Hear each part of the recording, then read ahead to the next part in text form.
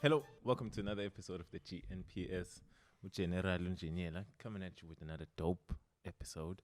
Sitting across me is my next guest, back again, 4 times a charm. Mr. Skywalker, Mpendulo. Hey, General, how you doing? You good, dog? I'm good, man. It's good to see you. Nice. It's good to be back. Feels weird greeting you after. I know. We've After been having talking the entire morning. Dog. It's so weird. Formalities. Bro. Yeah. Anyways, we don't give it. Yeah. We don't care. It's too early in the episode. Too early to curse. We'll save those for later in the movie. Otherwise, how you been keeping up in this pandemic, bro? I don't care about the pandemic as much anymore. So it's just more. It's more how am I part of keeping the up. system. Yeah. It's more how am I keeping up with just life, and I've been okay. Yeah. Trying something new. Went back to Mpendulo, where I'm from. Yeah. Started a business that side. It's been a bit challenging and a bit difficult. And down there, people act like there is no pandemic. I feel like I'm snitching on people back home. Now the cops are going to put extra emphasis on us. But it's just been good. Just going with it. It's been a tough year. Much tougher personally than last year was.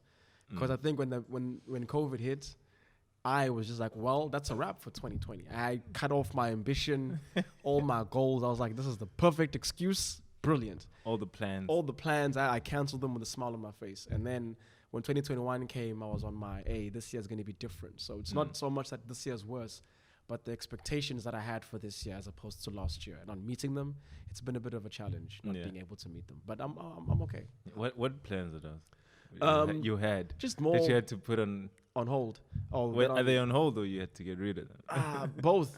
Sometimes something is on hold when it should be dead. I feel like I'm wrong when I say get rid. Yeah. You had to pivot. Yes, I had to pivot. Yeah. Both.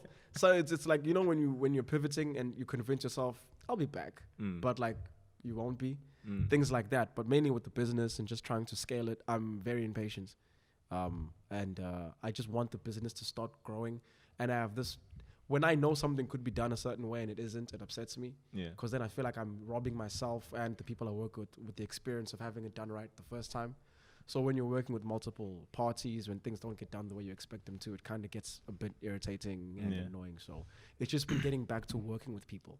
When I was still working in finance, it was just me and my work hours. My effort would make me the money.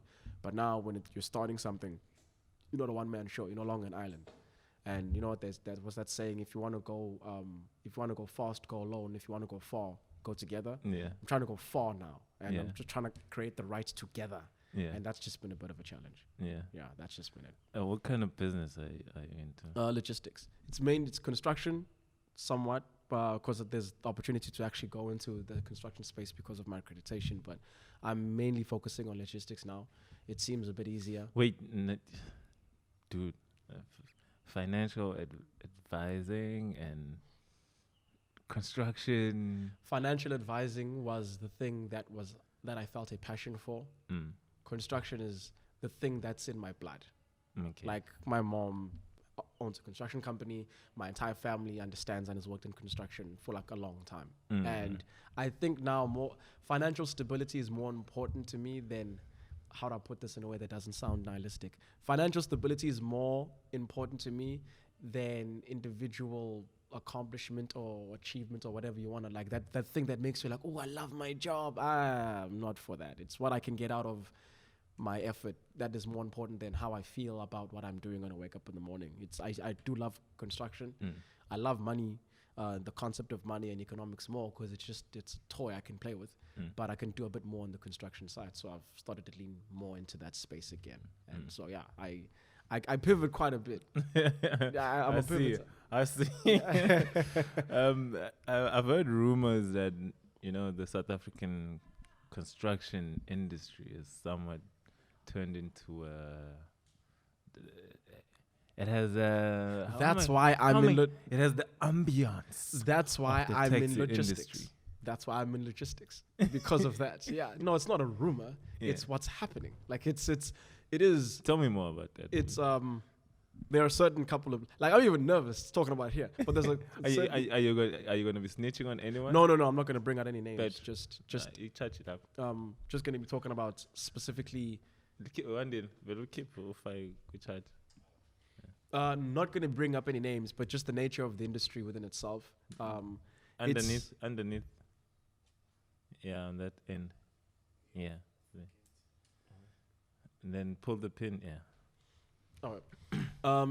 Mainly, I'm not going to be snitching on anyone. It's just the nature of the business itself is very, not cutthroat, but there are a lot of players in construction. There's so much money to be made, and a lot of them, because you don't have to have like a degree to start a company and get a tender, that people start. There are a lot of hustlers in construction. Yeah. Then we're talking shit. There's a lot of hustlers in construction. Like there's a lot of guys who just have the experience as opposed to the accreditation or the qualification who just go into it. And if you know how to communicate with people, it's a very people-oriented business, then you're fine. Just like you say in the taxi industry, it's got the same vibe, taxi industry, construction, and unfortunately, like, what is it called? The funeral parlor industry? Yeah. Those three sections of our country, because The you don't need to... undertakers. The undertakers, exactly. Because you don't need to have like some kind of a qualification, it's a lot easier for ambitious people, hustlers, sociopaths to go, oh, okay, let me do this. So there's a lot of like people holding your project hostage because they want you to give them a cut of your income, otherwise they're going to burn your machines. Like there's a lot of like that. Like it gets hectic. You have to be in the right community. If the community doesn't like what you're doing, they can threaten to burn your a lot of machine burning threats. A lot of arson in construction, which is the opposite of what you'd expect. And you're trying to build stuff, but you have to deal with a lot of guys that want to like Break burn stuff to the yeah. ground. So it gets hectic there. And within your own space, you have to make sure that you're well protected. You walk around with people that can protect you if you want to go into that space. But that's why I'm in logistics, man. Like I just excavator at TLB, a couple of plants that I work with, and I just hire them out to these construction companies that are doing projects. Oh, And, so yeah. so you're not focusing more on The building side of the it. on-site stuff. Hell no. Because like you said, it's like the taxi industry. I might get there at some point, right? I might get to a space where I feel comfortable going into that spot because there's a lot of money to be made. And it's good to build something. And then when you're 80, you're like, I built that hole. So I do want to do it. But right now, it kind of seems a bit flimsy. And I don't have the motivation to fight for my money. Like to genuinely get into a space where I'm like, you won't kill me. I'll kill you. I don't want to do that right now. I don't have the energy for that. I'm not trying to be I'm not a mercenary for my income. So it's just logistics right now. And if I can grow and scale that, and I can maybe go from a TLB and an excavator to 2 TLBs to 3 to a truck, How then much, if I how go to much does, construction. okay, explain the difference between a TLB and an excavator. Because I feel like most people, like, they don't know the difference. Like, sometimes the ones are just, you're looking at TLB. And but nah, that's not a TLB. Yeah, it's excavator. A TLB is like the smaller one. It's like the ones that whenever someone makes a business, a construction business, it's the one that they usually put up. It's got the big wheel in front and then the small wheel, like the big wheel at the back, small wheel in the front. It's got like a claw. Oh, yeah. That actually like lifts up and scoops. scoop. And then it's actually got like a section, like a drum in the back that like actually lifts up and drops. And an excavator is like I'll call it the snail-shaped one, like a much larger shell structure with a big claw, and it can do like excessively industrial work. It doesn't have a wheel. It has, what are those things called that tanks have? It's got like the same pulley system as a tank. Yeah. So it's the much bigger of the two. It can do a lot more than a TLB can just because of its weight and how much power is behind it. Yeah. But yeah, that's the difference between the two. It's just one looks like a snail, the other one looks like a ganda with a claw. Yeah. That's the it's best way I shorter. yeah, it's a lot smaller machine to deal with. Learning how to drive them has been fun. I'm easier with the excavator than the TLB because the controls on the excavator feel like, when you're a kid and you go to Gateway and play those video games that need you to just and then you push to shoot. It's like that. Where with like a TLB, depending on the model you have to like, it's like you're conducting an orchestra. You have to like be able to use your hands and shift. Oh, you're moving the gears. Yeah, quite. Like you could move a gear this way and it'll make it move forward. And then if you do it that way, the claw will start moving. Shit. So it's a lot more complicated. It's intricate. But once you get the hang of it, it's quite fun. It's quite fun. So now, like, do you hire people to operate these things, or you operate For sure. yourself? I only get in there if I'm just trying to like move the machine around while me and the mechanic deal with an issue. Because it is very expensive. Like if you hear something snap on one of your machines, just in your mind, just accept like departing with like 50K. Damn. Like it's insane how expensive that industry is. But now, like, how much are you making? Right now, Let's say I want to build a hole this size. Yeah. So like for that type of digging, Ooh, or hourly. do you need a TLP to even dig? For You do. Just to even just to make sure that the land is, they call it the relief of the land, and make sure that the land is like stable, like this table. Yeah. You do need a TLB just to come through and like just level the ground. It depends on days. Like it's all about like we charge hourly. Most, if not all, TLB operators charge hourly. They don't charge per project unless you're gonna come to them and be like, well, do you want 1.5 to build a hole? It's like, I don't care about the hours. Give me the money. Yeah. But usually it's an hourly rate. So if it would be like 10 days, I might make, well, I mean, a day we make like $5,000. Shit. That's 8 hours. So in 10 days, you're looking at 50. Is my maths right on that? And fuel? But then like most of it goes to fuel. Like it's so expensive to fill these things up. Like you have to fill them up daily. It's 100 liters, the one that we have. And I think you spend like 1.2 to fill it up, $2,000 to fill it up. Damn. So it's like you make $5,000, but like it's gone in fuel, and then you have to pay your driver. So revenue, high revenue business. Profit, like anything else, you're looking at maybe like a 20% profit margin, 15% profit margin. If you get lucky and you've got like guys that give you fuel at a low price, and the fuel station is quite close by, which like eliminates traveling to the sites to give off the fuel, you might make 40%. Yeah. If you're lucky, like if you're really lucky. But for the most part, a lot of the expenses come in. It's repairs, and fueling it is quite expensive, and then stationing your driver. Because if he's got like like another for example, and he stays at PMB, in the TLB, no, he needs a place to stay, and you can't exactly be like, you pay for that, so you have to handle his accommodation fee. Like, it's a lot, but I mean, it's a good business to get into if you want to scale. But like, can't you train guys of your own from Mpendulo? I'm just asking. To be drivers and stuff. Yeah. Well, we do get drivers who are Mpendulo, but the problem is the work doesn't necessarily stay. You get lucky that you'll do like or whatever, and you'll go there or Makambani or whatever, and you can go and come back home. We're lucky in that respect. But I'm not trying to just be Mpendulo. I'm trying to be everywhere. So at some point, I'm gonna have to get used to the idea that drivers are gonna have to travel quite far out. Yeah. And the last project that I did, our driver was from Mpangeni, and he didn't live here, and he was the short notice job. The guy that was it is the whole thing. Yeah. And the guy that we got lives in Mpangeni. He needed a place to stay. So then that wasn't like my first time dealing with a situation of, okay, so where do I put my driver? So there's that expense too, depending on the job. And yeah, man, like you have to travel sometimes to get the work. Makes sense, huh? Yeah. So it sounds like a lucrative business. No wonder people are shooting you. No, dude. I mean, if there's money coming in an hour, bullets are bro, expensive. like, they aren't wasting them. They aren't shooting it because it's cheaper to shoot. It's because it's money in the industry. Like, there's a lot, man. So like now to transport the thing, depends on the job. Or to transport the machine, that depends on the equipment. TLB can drive itself. It has wheels. The excavator has so you got to get like a truck to load like it. a low bed. And a low bed, exactly a low bed to take it to where it needs to go.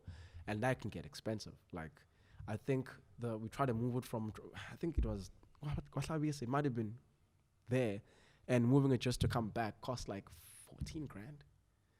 And now that we're done with the project we're doing, moving it from where it was, Emaklebini, which is maybe, I don't know, 10 Ks out from Tuba, but just getting it from there to Emakambane, where like Mtuba, wherever the case is, these areas, it's like 7.5 just to move this bloody thing. So ultimately, if you want to cut costs, it's better to have your own truck. Yeah, exactly. Own your own truck, own everything, and have it. A lot of guys do that. Like, ask me what I'm going to buy next. A low bed. That's what most guys do. They get the other machines, however they get them, and they work with them, and then immediately, I just need to get a low bed. Because I could charge other people $7,000 to take their dumb machines instead of me paying $10,000 to move my dumb machine. Like, it's so much easier that way. And then that's how you end up having logistics guys expanding into different avenues and getting different machines. But yeah, it's very expensive. Damn, makes sense. Yeah. Because I was interested in trucking. Okay. Because there's an article I read a while ago that Transnet was doing something to improve the port. Oh, okay. Like make it easier for trucks to come in, get out. And also I think there's a huge project that's what has to do with reviving the N3 freeway. Oh yes, as well. yeah. That's So I'm like, hey, shit. Maybe now is a nice time to get a truck. I mean, it would be a great time, but the first thing you want to do is get a buy-in. Like, getting a truck without having secured the job is a bit premature. Because a lot of it, and this is where it gets tricky and it gets complicated, a lot of it is just relationship building. Yeah. You can get the truck, but to get a chance to work with Transnet on a project that they're advertising for certain trucks to get in, or what it is. No. Oh, you mean like I'm just looking at logistics in overall. general. Like, I mean, if the government is putting a direct emphasis in this specific industry. Yes. Yeah. So I mean, doesn't that signal halo? Yeah. No, it does. Opportunity. No, it does. It 100% does. Like I'm again nihilistic by nature. So the first thing I always think is, this seems cool, but how are they going to stop me from getting it? So that's why I kind of went the direction of like, hey, but you have to first get the relationship going. But true, I get what you're saying. Yeah. Because I mean, it's not to say that just because you have a truck, now someone's going to come knocking to your doorstep and say, hey. Like the taxi industry. Exactly. A taxi could be going from Durban North to town, and you want to get on it, and then some guy's going to be like, no, you can't get in that taxi. These are the taxis that take you to town. And I was like, but I just want to go. Like, nope. And then that taxi driver doesn't get your $5 because he's the wrong guy and in the wrong. So it's all about, it's not so much about, our economy isn't based on working hard and doing what you need to get into an industry. It's about knowing the right people so that your hard work isn't wasted. But doesn't that sound wrong? It is. Everything sucks. Doesn't it sound wrong that in order for me to get an opportunity that's gonna, look, sustain my livelihood, so to say? It depends. It doesn't sound wrong. It sounds wrong to us because we're talking about like the public sector, which is us. We're the public sector. So it's upsetting that you have to like know a municipal manager or know a mayor to get a job or whatever. That seems like it's not nepotism, but like that it's something. But that's literally how everything works. It's always worked like that. I'm on this podcast because I know the guy that runs the channel that owns this podcast. Like that's the only reason why I'm here. No. But initially, how you got here wasn't because you knew me. Yeah, of course. It's because I knew Tiny. You see how that works? No. Did I text him first? No. Oh, okay. I approached you. That is true. So that's the one thing. It's like, why do I need to hear from somebody about you in order for me? Yeah, I hear what you're saying. Decide that no, you good enough. Might be good enough to have a conversation. Exactly. So it's this mentality that we operate. In fact, which is just pulling us back to that conversation of politics. Yeah. That it's one of the causes of the problems that we're having right now. I think it's an issue with human beings. I don't know how you fix it because it's a human thing. Like Bill Gates is a rich man, he was the richest guy in the world. And if that guy tells you, it's not what you know, it's who you know. He isn't saying what you know is important sometimes. No, he's saying it's not what you know, it's who you know. He's telling you from his Eiffel Tower, yeah, my relationships got me here. So South Africans have this idea that this whole relationship thing is a South African thing. Meanwhile, Bill Gates is telling you, no, it's a global thing. And they're like, nah, it's a South African thing. So it's a human issue. If you look at people like Jeffrey Epstein. Yeah. Jeffrey Epstein, what did he do? How did he make his money? Because I think he was just rich for knowing people. Yeah. His whole thing was, I could give you access to certain individuals. He's a relationship guy. Bill Gates got in trouble because he was seen with Epstein after the accusations because he wanted to get a Nobel Peace Prize, which is phony anyway. But he wanted to get one of those because he did the work. I feel like Bill Gates' issue is like, I solved polio and still no Nobel Peace Prize. When you say the work, what do you mean? I mean, like he did the whole polio vaccine type thing and infrastructure with medical. Yeah, he's dedicated a big portion of his life to like helping people stay alive. So he's like looking around like, am I not going to get this nomination? I'm not going to get a Nobel Peace Prize. Let me go talk to Jeff. But how do you feel about these rich guys like who want to use their wealth to like, get this, I don't know. I feel like it's some social status. Oh, you mean like a Nobel Prize? Like these prizes? Like, it is. It's all it is. Because if you look at the space race, yeah, Right, that's gross, Is, by the way. is that humanity? I hate that. Is that the most important thing? I hate it. Look, Listen, I'm fascinated about learning Yes. space and Yeah, all this yeah. kind. But if you look at the money that's being put into that, yeah. meanwhile we've got people that are hungry Mm-hmm. here, Yeah. and you've got crime rising everywhere, and you've got we keep getting told that the population is too dense now. Yeah. There's a lot of people, Mm. and there's not enough food. Why aren't we putting all the money towards solving that problem? I used to have that question, and then I heard Elon Musk answer it carefully. He said, me, Jeff, and Richard Branson, how much money do you think we're putting into this? Do you think it even makes up a percentage of what the whole world is putting into other things? We're already putting all our money into education, infrastructure, crime, all that stuff. These are just three individuals putting their little portion. Because, I mean, 200 billion is a lot. Until you start talking about the world, then it's like not even a blip.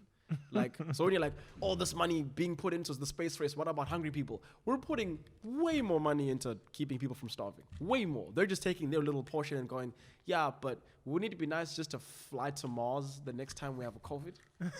Just to go whoop and just leave. So for me, when he said that, I was like, okay, good point. Keep doing what you're doing. Because it isn't like you're taking away money that could be used for other things. We're already using most of our cash and most of our GDP nationally is being used to, like, if the government's doing the job properly, make people's lives easier. So already they're doing that thing. They just also want to do this other thing. And instead of saying, no, don't do that thing, just focus on this. This is important. I want us to be a multi-planetary species. I want us to go that direction. I don't think we're going to get there before I'm alive. So, I'm cool with it. The only gross thing about it is things like the Nobel Peace Prize. I mean, even the story of Nobel, the guy that made it, he was like a terrible person and he wanted to like change his image. And so then he created a prestigious award that he would give to people for doing a good job. He like aligned himself with goodness by just awarding good people. Same thing that the Grammys do. Yeah. The Grammys are only popular because Beyonce's in the crowd. She's on the stage. Yeah. If she doesn't come, then the Grammys don't have a show. Nobel needed good people to make his prize represent goodness.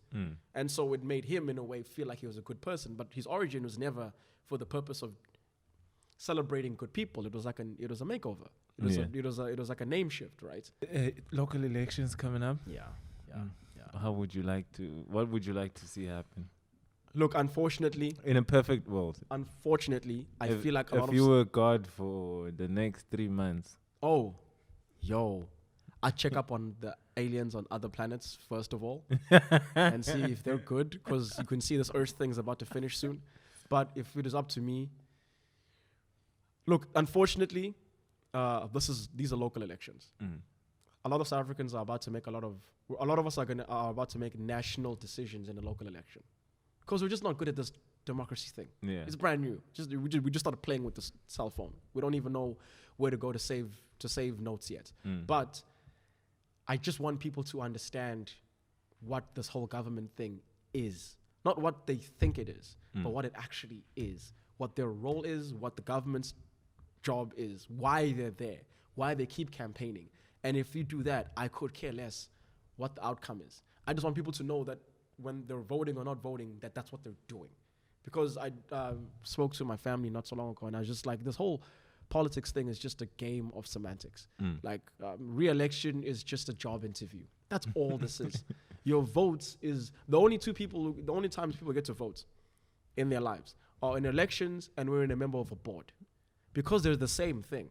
When you're voting, you are a board member picking the next CEO, which is your president and or mayor. That's what your vote is. You're a board member making a decision. If you vote for the same thing, you're saying I approve of what's going on. I don't care if you complain about it. You can complain until your face turns blue. If you vote, you're saying, do what you're doing, keep moving in the direction that you're moving in.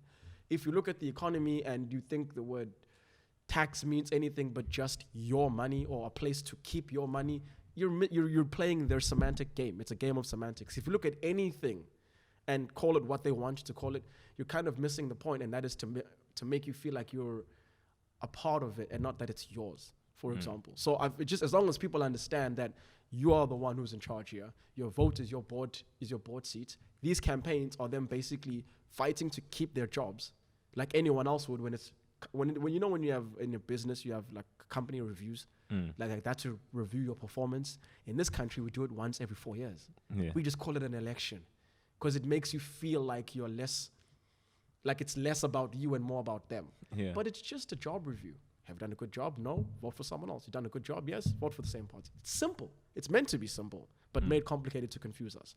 So as long as South Africans just take complete charge of this decision and understand that not voting won't help you, or that or voting for change, if it isn't the change that you want, is just disruptive, but not disruptive with the purpose of an action like a Brexit, which they're regretting now, then people are going to be lost in this whole local election, national election thing. It's not more than it needs to be. Our job as a society is to keep things going while our government just looks after the mundane stuff. Make sure our roads are fine. Make sure I've got water, I have electricity, my hospitals are working, and my police look after me. I've got the rest. Yeah. That's a functioning democracy. I've got the rest. But what about the people who say, how do you feel about the unemployment grants and We need that. do we? Why? We just came back from people being underpaid for maybe 200, 300 years. Okay, I see that for now. Yeah, it's a net. But I mean, It's a like, safety net. is that something that we should be seeking to maintain? Like, do we want to... It's a good question. Don't get me wrong. I'm not saying people shouldn't get money. Yeah. That's not what I'm saying. Yeah. I'm saying, though, but aren't we creating a precedent where we're saying you can be unemployed and still get money? Yes and no, because look, there are people that are taking advantage of the system. Listen to me. Like, number one, we have to keep the places that we live in clean. Like, instead of the government saying, here's an unemployment grant, or here's a grant to feed your kids. Why can't that grant come with something from you, other than you just being a South African citizen? Because if it did, it would be called employment. Exactly. We're just describing employment. Yeah. And that's my point. Yeah. That's where I want to get it. Yeah. And if you have an employment crisis, you're going to have a grant issue. Right now, what we have is a culture that says, oh no, South African government can pay me money, or they can give me money while in Ngihlele ekhaya. Yeah. Type of thing. Like, we can't have that. Like, realistically speaking, like, that's not the way to do things. I have two minds about this. I have a part of me that goes, that's true. Like, if I'm doing deductive reasoning, 1 + 1 is 2, therefore 2 + 2 must be 4. That makes sense. But then there's a part of me that goes, what might make sense linearly might not make sense or be altruistic and be real. And what I mean by that is, if I told you, for example, teaching kids about sex would make them have less sex and safer sex, you'd be like, but that's what's happening. Sex education decreases teen pregnancy. People are like, no, but if you teach them about these things, they're going to want to do experiments and blah, blah, blah. But then, like, the evidence doesn't show that this thing you thought would happen is happening. And the same thing with the grants. Countries that have, like, some kind of UBI, like universal basic income, because people aren't struggling to feed themselves, they can actually pursue things that might be more fulfilling and therefore grow the economy in a much faster rate. So if everyone is getting like $1,000 a month, you're good with food, and therefore you're going to want to start doing other things. Not too many people want to just sit on their butts and do nothing. Yeah. It's not a humanistic thing to want to just sit down and do nothing. And if you're getting a grant for 1,000 rand, all you can do with that money is either drink it or eat it. You're going to need more money at some point anyway. But the problem is that that's how the South African community or society interprets grants. Then the issue isn't like, with the it's concept like of a grant. It's with like education. we hear grants are for me so that I can chill. So if I can get a grant, I don't need to go look for a job. Yeah. Then, like, for instance, someone would say, why should I go get a job that's going to pay me 500 rands a month when I can get a grant 250 just in Klilekaya, just because ngine. But then that means the issue is this. Then that you're pointing to two real issues. The issue is not with the grant. It's with the education of what a grant means and with what's it called, minimum wage. Yeah. No one should be getting paid under the grant. No one. I don't care. We don't have the money. Shut up. There's billionaires in this country. The people that are driving. No one should have an airplane, and the people that do in a country where people are starving. Yeah. If your minimum wage is higher than your grant, that's the problem, not the grant system. There needs to be a consequence to taking grant as opposed to taking minimum wage, and that is price. If your grant structure is above minimum wage, you're saying to someone, you would be insane to take a minimum wage job because I'm exerting your effort and paying you less money. If it's below, you're saying, here's how much you get for sitting at home. You can get more if you get a minimum wage job. So the issue isn't grant. The issue is minimum wage and education. Lift the minimum wage, educate people. We will not have a problem with grant. That's just how I see it. That could work. That could work. But it's just too hard to do. The thing is that this thing is within us. Like, Yeah. you understand? Like, somebody might be up in arms just hearing me say this shit. Like, Yeah, they are. like, 100%. They'll give me a label. Capitalist. Like, cheese, whatever. Yeah, you don't know what's like. You Use. Yeah. You and what do they call them? Nah, they might call you like a. Come on, man. There's something they've been saying. I'm trying to think of it now too. I think I know what you're trying to say, but I can't it has remember something the to do with education. Because if you're word. speaking, Your Model C. it's like Clever blacks. Clever blacks. Yes. Yes, that's the one. It's like now we can't bring logic into conversations. Yeah. Well, I mean, it depends who you're talking to. Why would you be talking to someone but who like can see logic and penetrates it? But like South Africa is not just Mina now. Yeah. Or people who just look you and I. Yeah. The vast majority is the people who are not like you and I, who, have had the interest to inform themselves further than whatever information that was presented to them in their upbringing or whatever. Yeah. See, now those people, like those kind of people, because they exist. Yeah. See, abantu siphila nabo like South Africa. Yeah. No, that's true. And they You look know. at this conversation and think, these guys are making it seem like we're just lazy for a grant about better. We shouldn't even have the conversation. Yeah. Yeah. So there's the challenge. But look, I don't blame them because And the people in politics, those are the things that they take advantage of when they coming to campaign so that they can get the votes. yeah, they know people like the concept of grants as they are, so they just offer more of that and then keep things moving the way that they should, as opposed to making changes. That's 100%. But I don't mind people coming at you or me for having the discussion if it means you and I find a way to have it in a more nuanced space. Like, see what I just did now? I only started thinking about grants in a system of, then the issue is not grants, it's minimum wage and education. When I step back from the idea that I had of like, this grant thing is, we don't want this. This is not a long-term solution. But other countries have food stamps and whatnot. They're an our issue. America has Even food stamp, programs like and stuff. if the grants, like why don't we, instead of giving me cash, Give me like a stamp for food. give me a stamp for food? Because I feel like some of the things like it has to do with hunger. You know, when you're hungry, like there's not a kunzima ukucabanga ukuthi no, I shouldn't bend down a building because I'm angry. We shouldn't, you know. Yeah. So like you maulambile, You know, I believe that. a lot of things are not So important much. to you. Yeah. Hunger supersedes logic a lot. Exactly. With me, it does quite a lot too. No, man, you are right. I think you are right about that. If you just maybe another nuance, maybe you can go the food stamp route then. Instead of having grants, you have food stamps and like nappy stamps. So like the government calculates how much umuntu would need for a child to be there, and it's giving umuntu imali umnika just the nappies or the whatever the case is. That could be a fix. to it, Hear me but out. we need the safety net. We know ingane ziyazalwa every year. Why doesn't the government focuses on maybe mhlambe they start factories? There's so much land that's vacant that's available that we have here. The government can allocate the land, you build the factory, or you, I don't know, tender, even though they'll do their own things. But like, you know, maybe you start a factory where you're producing diapers. You understand? Yeah. So, and those diapers are available at the supermarket. Yeah. Either you're selling them, or if somebody comes in with the government stamps, they can get it at a cost price, so to say.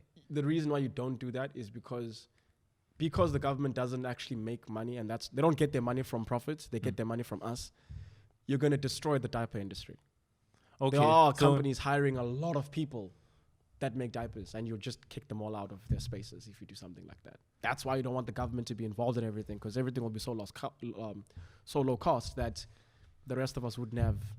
But this is, we have a problem. Yeah. We have a problem. If you look at the rate where unemployed people are having kids. Yeah. You Yeah, know, it's unemployed people have more you've kids got than one. less, yeah. You've got one person, no job, has 4 kids. Mm-hmm. Lambe or Baba, 2 different fathers. Yeah. Let's not get too drastic. Yeah. We're about to say four different dads from 4. Even though it happens, Yeah, it was 4 different dads. Yeah. You know, and none of the fathers are gonna contribute to this child upbringing. So Yeah. the only thing that this child has is the grant, the tumama itolai. But in some instances, the mom also wants to, you know, improve their life. Yeah. You know, they have a certain lifestyle. Mm-hmm. So now already there's gonna be a food shortage for those kids. Yeah. And they grow up like that, you're creating a disaster. Do you think we should do the Because Chinese that thing? contributes to your crime. Do you think we should do the Chinese thing? Maybe it's high time we get to that point. We're just like, One shut child it down. policy. Shut it down. One child. We're done with you. Super spreaders. You super breeders. Enough of you. Because, I mean, I've seen people in politics, once again, speak about these kind of things where they say, you can't say that people must just be free because in this country we have enough money.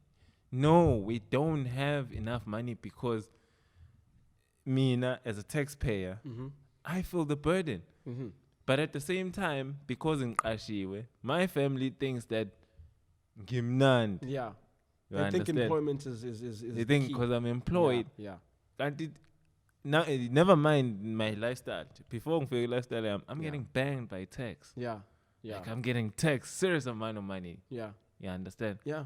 And that's what umuntu who speaks like that says. It's okay to have 5 kids, more than one child, because the government is so wanted. That's I mean. I think like in reality, think, it's all I mean, and and the next person, next whoever taxpayer. is paying tax. I think it's an unemployment thing because it's hard to have sex when you're tired from work. Dog, Yeah, people say I know this. Like yeah. even If I'm you're sure active- my girl can confirm. Like the sex before when I was employed, when I was employed is different. There's levels, bro. There's levels to consummation when employment is on the mind, man. It's like you think differently about these things if you have a job, dog. So I think it's just people are inactive, and human beings are going to do what human beings do in that space. If you want to have like a nuanced neurological conversation about this, but you could bring a good point. You can't just let things be what they are. My problem is the people that complain about having to be responsible. Are they doing everything in their power to? It's hard for me to listen to someone say we don't have enough money when they're driving like a car nicer than I could afford. See, Yeah, we do. It's just in your pockets. Do you know in Belgium, I don't know if it's the case now, but there's a family that I'm very close with, great people. Arna and Hannah, just a great family. The mayors in Belgium have a job. they Don't get to be a mayor and chill. and get a salary. You don't get to Get just a nice chill. fat salary. No, you're a mayor and you get a job. In this country, a poor country, our head speaker, the head of like speaker of the parliament, gets paid the same amount or close to the same amount as the speaker does in the United States, who's the head speaker in either the Republican or Democratic Party. The speaker of the Senate, they're getting paid the same, but we're not making the same money. Shit. So the problem isn't there's a grand problem, yeah, but like what we get is what's left over. Yeah. South Africans haven't figured out that what comes to us is what's left from having paid the government workers, having paid for the public sector guys to live a comfortable lifestyle. See, We get what's left, and if we can just reduce what that amount might be, we could give people grants $2,000 and have no problem. But we'll just never know. Here's another thing. See, here in SA we piss on the education system. Yeah. Even the government pisses on it. Yeah. And this is how they do it. when the catered deployment system, you essentially saying at the highest position that you have within the country, in a ministerial position, this is the person who's going to be signing off on all the funds that are going to be disposed in that department or whatever, doesn't have the qualification that's related to that industry or that department. Yeah. It's because they don't care. Where's the logic? Like, you're literally saying, no, education is not important. Literally. Like, because there is a person who's probably carrying a qualification close to that, has the experience. For instance, let's use Ufile Balul, Minister of Transport. Has he worked in a logistics company? I don't know. I don't think so. Has he even worked at the taxi rank? Yeah. I think he owns a car. Maybe that qualifies. I think he has a license. Even Q Marshall is more experienced to run. Lewis Hamilton might actually to run the Minister of Transport. You know, because transport, I understand that. Like, he knows what he in the road conditions, how we need to fix the road. They more or less have it. But if I only have one car, I cannot be Minister of Transport. You can't, because you don't know what the hell you're doing. But then there's two arguments to be made. Like, one argument against that, two arguments. One is yours. A minister needs to have some kind of qualification or understanding of the position before they get into it. Otherwise, any decision that they make and or okay is going to be a terrible one. Or a minister just has to be a really good conductor. The guy that you see standing at the highest position of an orchestra doing this, he can't play any of those damn instruments. But he doesn't have to. He knows how to control the people that do. So yes, there's an argument to be made. A minister has to have the qualification, or you can make an argument that goes, a minister just needs to be able to control those. But still, that choir conductor, he still needs to understand music. That's true. A lot of them have music backgrounds and music qualifications, and that's a good point. That's a good point. So you need at least background experience. Yeah. Not just cause you're my comrade, you supported me, and I'm like, Well, I mean, that's where we are, though. Unfortunately, that's what's going to happen for quite some time. Like, if you had to ask each and every minister in this country, hey, do you think you're the best person in the country for this job? I'm not saying that they should leave. I'm just saying if they had to ask themselves, a lot of them would be like, for this job? No. Like, dog, not for this one. I can bring in so many. Has he been a cop? He's a convicted. Has he been a soldier? No. Doesn't he have a corruption conviction?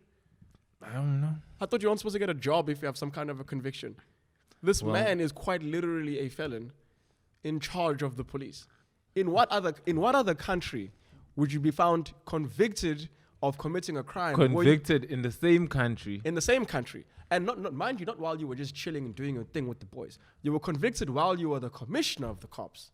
And then when you get your conviction and whatever and you plead guilty, you get a promotion in the same position? What country? Name it. I don't know. Maybe Mexico, because they're just as bad as us. But I can't think of another country where you can. I love this country because you can fail up. You can fail to the ministry in this country. Yeah. You can flop until you're the president. It's just one of those countries where you just you like who was the Minister of Defense? Oh, I'm forgetting her name. Who had like absolutely no qualification, like no military experience, had an education's degree. Meanwhile, like the Americans, is it Nomvula? It might be. I'm not sure. I don't know. That's why I said I don't remember her name. Because the Minister of Defense who was Minister of Defense during the looting. Yeah. Oh, how is the looting? But like, anyway, I mean, even for a president to make that call to say, this is the guy. Like I'll take you from here where you failed, and I'll put you in another position. And I risk you failing in that as well. Can I ask a question? Do I say I don't care if you fail there, so it's fine. It's fine. Can I ask a question? Yeah. This is what I think it is. This is the conspiracy theory in me. So don't believe what I'm about to say because I have no facts. If someone was working for Lao Sevens and they just kept flopping, work in a hospital, and people just kept dying. Whenever they were involved, there'd be deaths, anesthesia, whatever the case might be. The machines might not work if they're involved, and they just keep getting moved from position to position all the time. You know, they're not sleeping with the boss, they're not related to the boss, but for some reason, the boss feels compelled to give them a job. What's the first thing you think? He has something on him. Exactly. And I have no other explanation at this point.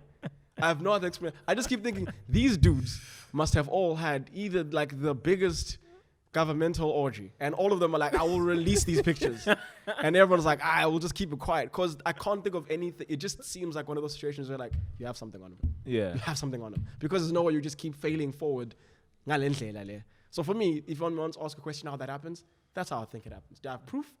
Not even a little bit. Not even an inkling of proof, but it's just a feeling that I have like, this is what I would do that if someone had something on me. I just keep giving them different departments. Yeah. So maybe the president's a different kind of human being, but me and you thought about the same thing at the same time because usually that's what happens. So that's how these guys get this. And I mean, the looting situation was just, how did you feel about that, by the way? I have no idea how. Like, I want to get your perspective before I make my comments because I have a very strange perspective on it. So let me put it to you like that. I'm like, I want to speak on it now, like from now, where we are now. Yeah. Because I feel like that's how we need to think about everything. Mm-hmm. That's how we need to approach everything, mm-hmm. especially as far if it's something that impacts the future of the country. Yeah. Like now, okay, fine, we looted those shops. Whatever we took out of those shops, show me one person who still has something. It's difficult because the army went and ransacked them and destroyed all their stuff, and a lot of them are buying like consumable goods. That's like what sugar and rice and stuff. That's why I'm asking that, like, because that wouldn't have happened had we not looted. It wouldn't have happened. No one would have been coming to your house, taking shit, going to burn it. That wouldn't have happened. Yeah. So what was the point? What did we achieve out of that? It's a good question. I think this is where I said mine is a weird take on it. I know. Thing is, the reason I couldn't answer you is I know people that have stuff still, so I can't exactly. I'm no snitch, but some people have been able to get away with certain things because they weren't but priorities. How long? Like, can they truly come out and claim? Like, let's say if these cameras were looted, can I say, hey, that's the camera I looted?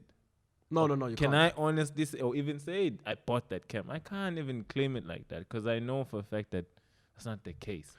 So I'll always feel guilty that I've... Why guilty? Because I mean, you could record the GNPS now. I stole it. Couldn't before. I stole it. Yeah, and they steal from you all the time. They stole your land. They steal your taxes. Why must you feel bad? That's the thing, because I'm not happy with stealing. Like, okay. I don't mind it. 5-finger discounts. I live by that code. No, bro, I wouldn't promote for it. me, it was so weird because, can I say, like, that Sunday, I was at the park at the outdoor gym. There's this guy, foreign guy. He's from Congo. I've known this guy for years. Haven't spoken, like, I've had brief conversations with him. But that specific Sunday, we sat down and actually had a conversation. Because I wanted to know where he came from and why did he come here and how did he get here. So he basically told me a story of how he crossed 11, he went to 11 countries to get here. Yeah. Crossing 9 borders. Yeah. I know. So he eventually, like at the end of the story, he told me this place is heaven. I said, what do you mean it's heaven? Yeah. He said, yeah? He said it's paradise. Sorry. Those are the perfect. He said it's paradise. And I said, what do you mean by that? He said, yeah, you have running water publicly. There in Congo, you don't have that. You have to pay for water. Otherwise, you go drink in the stream somewhere in the forest. 2, he said you have shops And not only that, but you have money in your pocket. Doesn't matter how much it is, but the money that you have in your pocket is worth of some value. Mm-hmm. And you know what? The next day, I could see all of that going. Just with the looting. Yeah. But did it go? It almost did. Because for the next 5 days post the whole looting process, even let's not say weeks after that. Yeah. Because some shops still haven't opened. Yeah. The McDonald's in Bangani still hasn't got screens. See? Like if you go up there, it's just a wall with plugs. Here's my thing. How long did it... Imagine, like I remember back when I was in primary, like I used to have my friends, like, because in Pumengut, like some my friends used to laugh at us. It's Pumengut and I like a robot. Yeah. Just stop signs. You know? Yeah. And like I remember my friends about high school who came from Mlaz would used to brag about to make us it. It's the mall. Wow. But like they ransacked that shit within 3 hours, 4 hours. Yeah. It was gone. I mean, gone. As in, like, I'm sure they're still fixing it. Yeah, no, they probably are. They probably are still heavily working on it, yeah. So here's my thing. How long did it take to get these places to this point where it's these places where we appreciate and we say, it took long, took years. It didn't. Some time. But just for a moment, because we got so angry and we allowed the moment to influence us to just ruin things that took years to build. Okay. No, that is okay.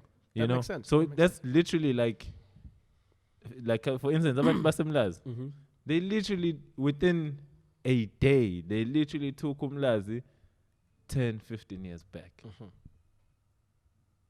No, that's a good point. You understand? That is a very good point. That's dangerous. Yeah, that is a very good point. That is dangerous. Yeah. And then I refer back to this conversation I was having with this guy. I'm like, it's so easy to get to a point where there's just chaos around you. I understand, like, you know, when you're sitting at home in your corner, you can say, my shit is good, man. I've got my gun here. But, you know, it's not nice to live in a time where every time you go outside, you think, oh shit, I need to defend my life. Yeah, that's true. That is true. That is a good point. Now, this is now where I get weird with my take, because everything you're saying is true. Yeah. Right? You're being honest and you're being open. My only issue with people's issue with the looting is because they talk like it's SA in 2017. We're not living in 2017. We're living in 2021. And something happened the day before the looting happened. What was it again? I'm trying to remember. Yeah, the president continued level 4 in a country that already got hit with a downgrade. Already was looking at the highest unemployment, emhlabeni, biggest inequality problem, emhlabeni, and we're about to hit one of the lowest economic growth sections, emhlabeni.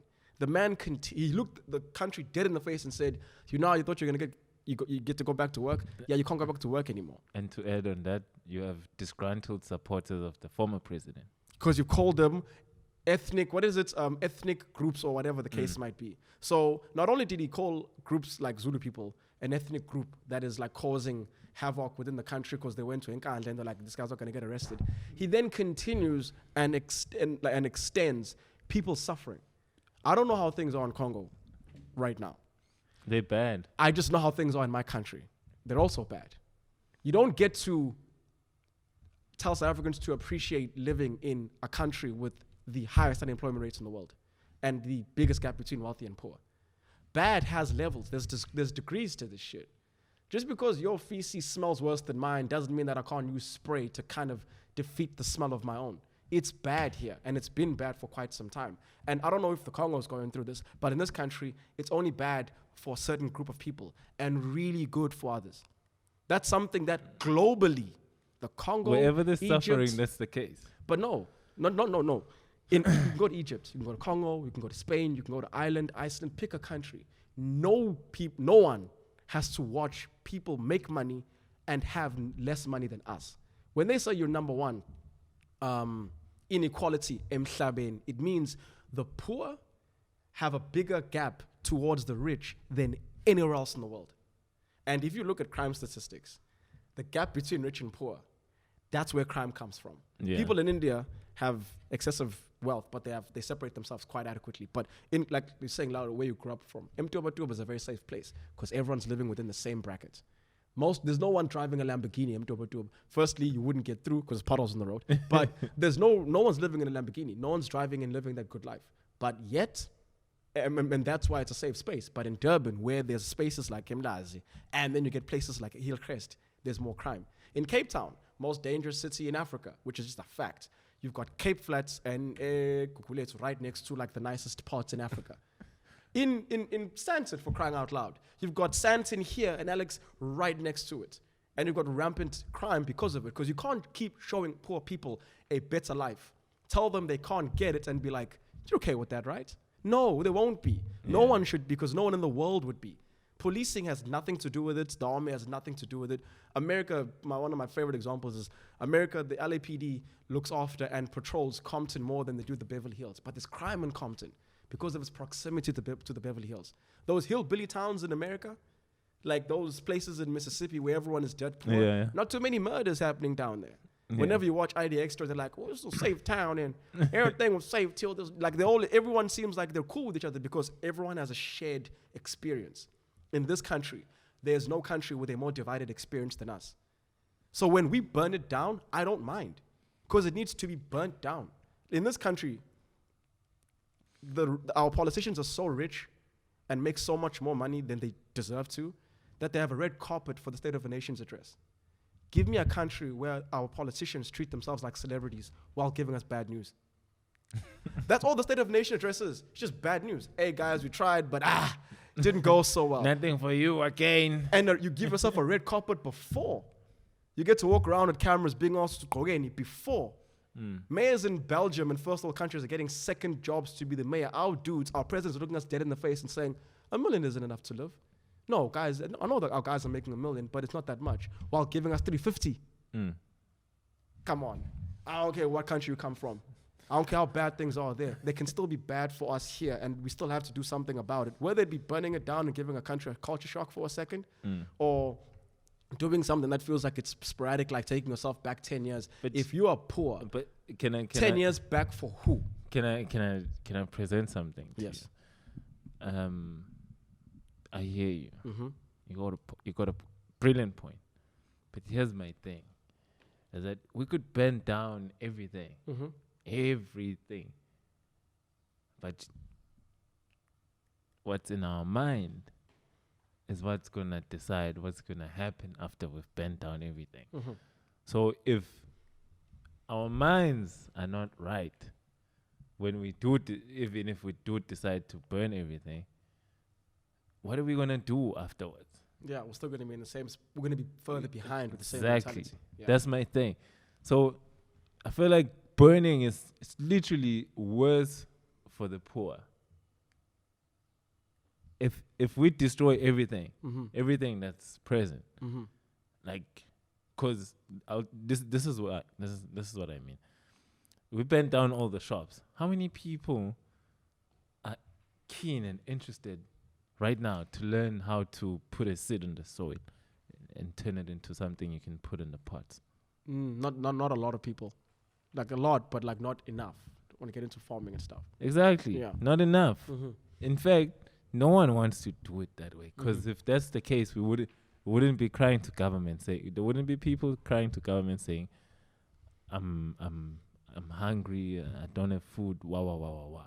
No, in fact, no one would care about the government, so to say. And in fact, I think that's how we can inflict change. So that's why I'm saying we're focusing on the wrong. We're missing the bullseye. I think we hit it, man. No. I think the looting was us hitting it. If we burning things, who's it gonna benefit? The guy with the money has insurance. He'll come back, build it again. He still owns the thing. We're still giving the money to him or her or them. It's still not coming to us because we still haven't changed here. We only know one thing. That's true. But Unless if you tell me, let's burn this shit down so we can build up our own. But we don't know how to do that. Yeah, not that we don't know. We just don't get given access to that. We don't know. Money. We don't know. We don't know. No, we don't get access. We don't know. Because it's not getting access. We don't know. I'll give an example. I have an idea. I'll choose to keep it to myself because I don't want you fuckers to fuck up my idea. Because you're be honest, the reason is because you don't want someone to take your idea and do it for themselves. Not because you don't want people to fuck it up, but because you want to be the person to benefit from your idea. Or I don't want to bring somebody who's lazy onto my idea and then expect to gain something from all of the hard work that I'm going to be doing. That's true. Because why? We not asiko right la. Asiko right. So we need to fix ourselves. Maybe we need to burn down these ideas, our way of thinking. You gotta work for shit. Okay, so then this is where I jump in. Do you think it'd be difficult to run a car wash? It shouldn't be. Why don't you have a car wash? Because I need people to run a car wash. People to run a car wash is that all? If you just got five guys, I can't be running a car wash on my own. That's the reason I can't have a car wash. But otherwise, you would have started one by now if you had the access to the people. Yeah. So even if, let's say, you wanted to start a car wash that needs one of those big pressure cleaner type things, and you wanted to make sure you got the right location. Okay. And stuff like number that, one, is it a viable thing? Car washes are. People do need to get their cars washed. But there's a car wash in every corner. Because people go get their cars washed. I don't know of too many car washes that aren't profitable.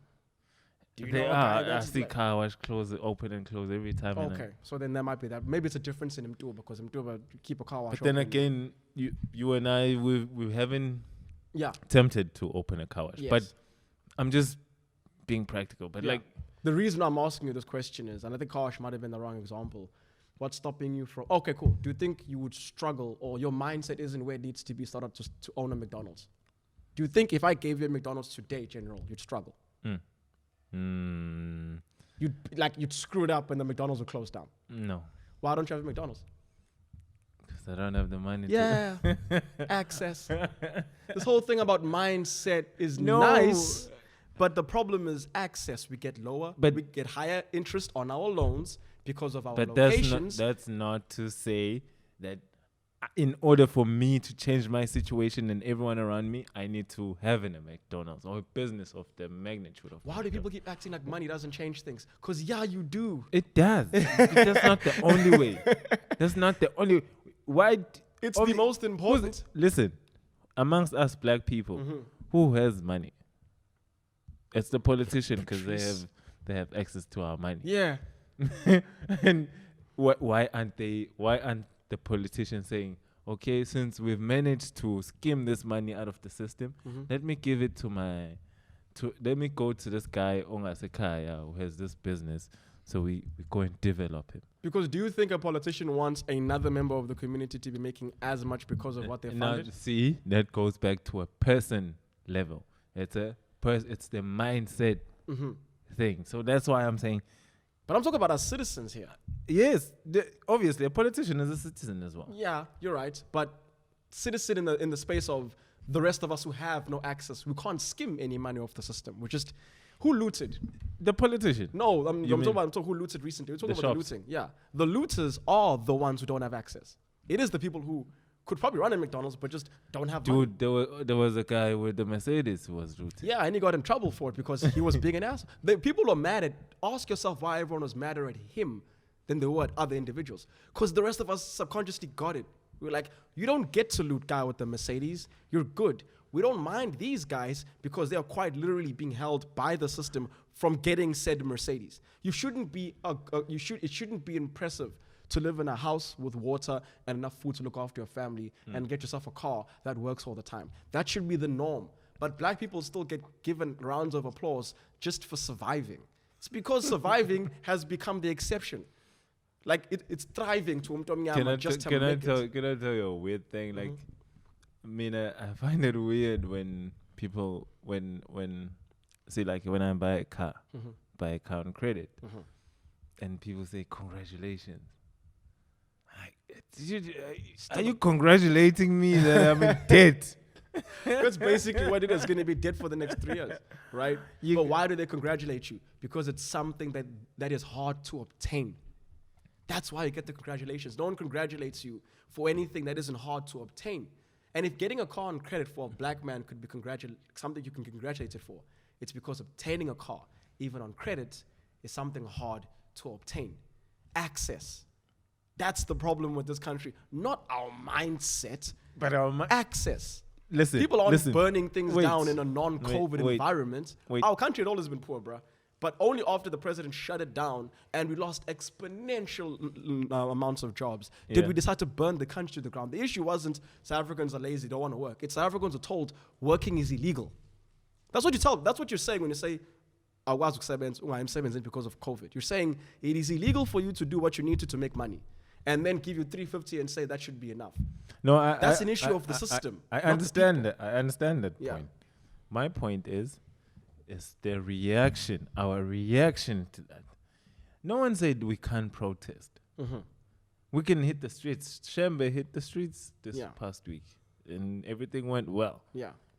You know, you can block the roads without burning a whole truck full of BMWs. Yeah. Yeah. You know, you can make a point. You can Yeah. make your point in so many ways, other than doing that. We could bring trees to the road, bend the trees. Obviously, the road is going to suffer. And, you know, It's a good point. Here's a question I'm going to ask. What language are you and I speaking right now? English. Why am I speaking English to you? Colonized. Yes, that is 100% actually. But it's We are because colonized. it's because it's the language you understand. Hmm. Now, how do you know someone understands something? It's by their actions. And Mpendulo Tembe had this great quote. I've been sitting in front of government officials, spending my entire life doing nothing but giving presentations on why what I think we should do is right. But taxi owners start a fire and get what they want. It's about the language that the government understands, not the one that you understand. The reason we burn stuff down is because that's when they listen. It's not our fault that that's the only language that they can speak. It's not. They don't care when you I didn't even know Shembe protested. I didn't. And I won't. And guess what's going to happen next week? No one's going to care that they did it. No one's going to care. Because no one listens to the language of peaceful protest. It is a language easy to ignore. It's just... That's what it sounds like when you're peacefully protesting. So asking citizens to stand in line to be ignored, telling us to stand in line to speak a language we know the politicians do not understand, in hopes that they can make change they cannot make because they can't understand us, that's where we get stuck. You burn it down because that's when they go, oh, okay, I hear you. Let's talk. That's why taxi industry pays zero tax. Or you vote them out. Or you vote them out once in 4 years. I got to wait 4 years to get a food stamp. 4 years? But at the municipal level, you could change things. You can. But the problem is that's where the shooting happens. Yeah, if we're honest, it isn't a national issue. It's a you're right. It's like a local. It's almost like a councillor that got shot 27 times or something crazy like that. It's never like a minister or something. Yeah, That's true. That is true. But unfortunately, if you live in a country where your party system is structured on having members of a party pick its leader and the citizens pick a party, you aren't really in control of whether or not you can make any municipal decisions. You just aren't. Our biggest issue in this country is that we think there's 2 elections when there's actually 3. And the most important one is the one we never line up for. The political election, that's the most important election. Who cares about other elections? If you know that the ANC is going to win the next 3 elections, wouldn't you want to maybe influence who gets to be in charge of the ANC? ANC, yeah. Have you ever voted to check who's in charge? And let's vote. No, wrong election. There's 3 of them. And I think in this country, if you haven't figured that out yet, you're going to keep hoping that people do something that you want a part of in the first place. So it's one of those things. I don't know if you can you get like 3 cards? Even with see, that's where I have a problem with even Julius Malema. It's like, many, but yeah. It's like, okay, he started the EFF. Like, but can he be voted out? I don't know. It feels like an IFP situation, right? Like, now I'm telling you, he's been like around for instance, like forever. For me, I don't mind Malema, but if the EFF had somebody else as a president, Probably would vote for them. I by might just now. put that in. I think I've heard more people of our space say that than anything. I would vote AFF, but this nigga, I don't trust this nigga. I don't trust. Our problem is him. Our issue was with the guy that he started the party because he was he got expelled from the ANC because he was found guilty for, I think it was hate crimes, or because he sang the song and then he went to court and then they found him guilty for, I think it's forgot what the crime that he was committed. I don't know. I don't hate know speech. what it was dismissed Hate for. speech conviction, and then it was dismissed. Then he started a party. This isn't a man who was like, you know what? I want the best for this country. He was a man kicked out of a space that got him money and thought, well, the only thing I know is politics. Back to politics, and all of us can kind of see it. Yeah. So I don't know, man. I don't know. It was a pivot. It was a pivot. The AFF was the most successful pivot to come out of this country since history. Cope. Since Cope. Cope about they just left. Nah, They I were feel like frustrated. Yeah, no, feel Cope like was more of an idea. Cope was AFF a was a stumble. pivot. Yeah. Cope was a stumble. So mean to Cope. Y'all are so mean to Cope. But yeah, in my opinion, South Africans have 3 elections, and until can you get cards to be members of more than one political party? No. Why? See, even that, why can't you? Until we can get access to say, I want to choose the leader of the DA, AFF, ANC, or whoever I want to choose, then all of this is just, here's who we've got for you guys. Is he okay? Take it or leave it. That's what our politics runs down to. That's Nothing why else, we nothing stuck with more. Ramaphosa. Exactly. Because I didn't pick him. I would have, I won't lie to you. But I didn't. Bro, I watched them vote him in, and I was like, cool. I voted for the ANC. Yeah. But I wasn't you vote voting for for Ramaphosa. Ramaphosa. And in other countries, like the United States, we have primaries where you get to vote for the individual, and then you vote for the party. See, Where here, you just get to vote for the party. I guess this goes back to the usual conversation that you hear all the time. Our constitution needs to change. Yeah, it does. It needs a couple of amendments. I mean, that's why they have amendments. It's just to fix the idea that you got it right the first time is insane. Yeah. Like the first time you thought about a constitution, you're like, I bet this is it. That's insane. Imagine if we stopped developing the phone after the first one. Yeah, no, phones seem fine. It's right. If you just, that's fine. Now imagine you stopped developing your phone, but the guy next door kept developing. And then you want to compete with him economically. Yeah. No, so while we still have this unamended constitution, while the rest of the world is like fixing that and okay, we're going to move that, we might move this provision, we're literally holding a Nokia 3310 while everyone else is like moving their way up to iPhone 13. We're never going to catch up. We're always going to be far behind. Don't even mention the sexism and then the xenophobia and then the rampant racism. And that's what I tell people. It's like, nah. That's the end. Yeah, that's a symptom of that's that. Later. Yeah, that's the cough. You have a flu. That's later. Right. Like, I mean, even like with this, I get like, why are we still like, we're in a struggle right now. Why are we still rewarding people for that struggle? Yeah. I don't know, because they keep presenting it to us. Do you know what it's like? I think I said this to you off camera. It's like someone coming to sell you a car. And they come to you and go, this car was really good in 2002. And you're like, yeah, but does it work now? No, but in 2002, woo. Are you buying that car? You're not buying that car. Nah. You need a car that's going to work today, not one that worked in 2002. But they sell it to us like, if it works now, it could work later. And I think everyone's just like, this is the devil that I know. And you just stand in the queue for the devil that you know. Specifically because the other devils look a little dodgier than the devil that you know. I think that's the case. That's how most of us vote. Our issue in this country is access and options. Access is actually the only issue we have, because with access you get options. Bro. Mindset, yeah, but once you give us access, we'll get there. Like we'll genuinely get there. The right. I don't think access is gonna fix it. The reason I say that is look at the tendering system, because there is access. What does it do to us? It makes us lose our mind. Yeah. You look at the guy who just got caught recently. Yeah, with the cars and the With the Jeeps cars and I mean, where's the logic? Like, there's none. You don't need logic to be in construction, bro. I'm joking. Or whatever, PPE or whatever he was doing. like, why would you flex on something that you know you shouldn't be flexing on? Like, I mean, how many cars did he buy? He had like 12 cars. How many? If you take 6 of those cars, you convert them into cash. You know, you could develop a community with that kind of money. Yeah. So now when this story comes, like, it's like these guys steal, but like, they don't know how to steal, dog. Yeah, Like that's why I'm like our mindset. I'm like I'm not even because I feel like some of us don't even understand what is corruption, like what is to be corrupt. Yeah. So that's why I want to introduce this narrative where I know it's wrong. Someone says no, but you shouldn't even be entertaining that. But hey, if you don't live amongst black people, trust me, you don't know. Yeah. You don't know, because if someone is set on their way of thinking and they think they have the right reasoning, You can't change their mind. can't change their mind. Yeah. And it's worse when that mind, the train of thought is a bad one. Look, changing people's mindset is a very difficult task. It is. It's not easy. It takes a very long time. You're trying to like reroute someone's wiring.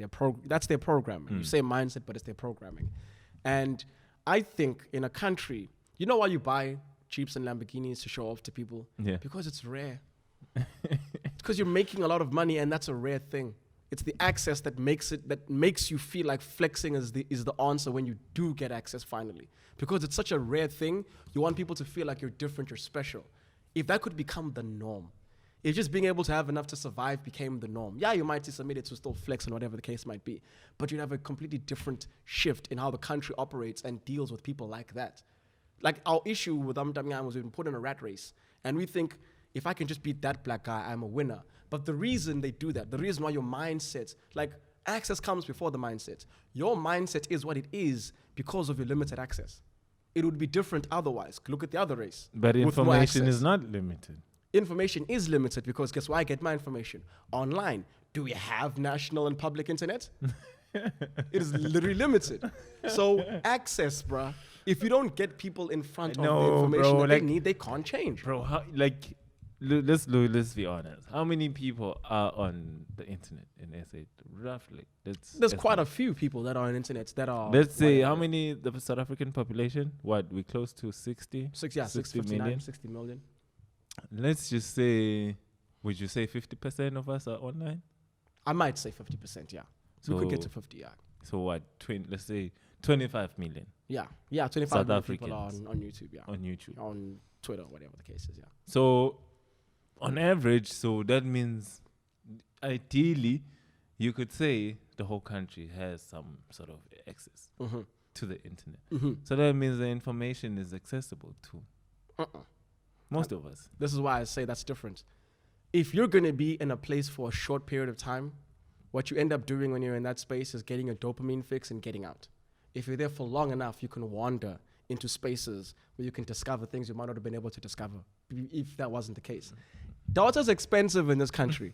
More expensive here than anywhere else in the world. I think we like have the highest percentage of people's annual income going into data. So again, you're giving us this much access. Vusi had this, I'm quoting Vusi twice. One for something that I like that he said and something so dumb that he said. Yeah. It's like, well, that 200 megabytes that you're using to go on Twitter, you could have watched a YouTube video for how long? Yeah. For 35 seconds, Vusi, And right? then it's buffering. And it's buffering. Data's finished, right? Because you don't have the access to that information. Like, this is what we're dealing with. Our mindset is a symptom to access. I went to a private school. I can tell you, without a shadow of a doubt, I probably would have failed matric if I didn't go to my private school. And on top of that, I wouldn't have the perspective I have. Because just being in school with white people, you go, oh, you guys can be idiots too. It's good to see them fall on their face every once in a while. Yeah. You start or treating beat them. Or beat them. You start know? seeing them as human beings. When you're getting your results. When like, you get your, yeah. all the white guys are behind me. Yeah, it feels as if you realize, oh, you're human just like I am, right? But the difference is when I was in private school, when I'm failing, guess what happens? I get a tutor. When I'm going through a tough time, I get school counseling. Think some kid who's going to be also when Mtoba is going to get that. Nah. Access. That's it. That's where the mindset. My mindset came from my education. If my education is trash because I don't have access to good education, then how am I going to get the education I need to know about the education that I need? I'm stuck from the get-go. Access. And they hit us with the whole work harder, it's a mindset thing to confuse us. It's almost like when they say, here, use these these plastics, not plastic, these, what are these new straws? Like they're made out of cardboard now? Paper straws. Use these paper straws to help the environment. Even though 75% of all emissions come from like 3 companies. You can use all the paper straws you want. You're going to make zero dent on emissions. Tell you one but they weird make it thing? your responsibility. Do you know? Yours. Do you know about cloud seeding? I've heard of cloud seeding. I'm talking about like we go in the sky and like drop, make it rain, like literally make rain happen. Yeah, they do that in Dubai, right? They do that insane. all over the world. That is this cloud seeding thing. And I'm like, It feels demonic. You know when you like I like why it, are but you I'm like, telling us I about don't think God global likes. warming and da da da da and all? I'm like, that's the now you fucking with the weather. Like, Well, look, the cloud seeding. what do you think is gonna happen? gonna Then they happen. say, oh, all the ice is melting and The solar caps, yeah. in the Yeah, North yeah, Pole. yeah, Wah yeah. wah wah. I'm like, obviously it's gonna melt because you're fucking with the weather. Yeah. And apparently in China, they got like they are the biggest in cloud seeding. Yeah, yeah. They're actually biggest in cloud seeding, but they're even lowering their greenhouse emissions. And- They're gonna and pass America. at And some I point. heard that this recent, I don't know when, but like a few years, 2019 or 2018, they had a snow. Like it snowed so much that, it got out of control. Oh, really? Yeah, because of cloud seeding. Look, cloud seeding is And new. then you ask me, you get the tsunami. Then you ask, where did that come from? Look, cloud seeding is new, and I don't want us to. No, it's old. Actually, they said they've been doing it since the 1970s. Yeah, that's new. It's Well, old, bro. we've been cloud seeding for a while, but what I mean by new is, it's new to to the human experience. to the human experience. What isn't new are things like earthquakes Mm. and like tectonic plate shifts and stuff like that. Because Pangea was this, and everyone split off. So like things like earthquakes, for example, those are going to keep happening. Yeah. And weather changes and so forth and so forth.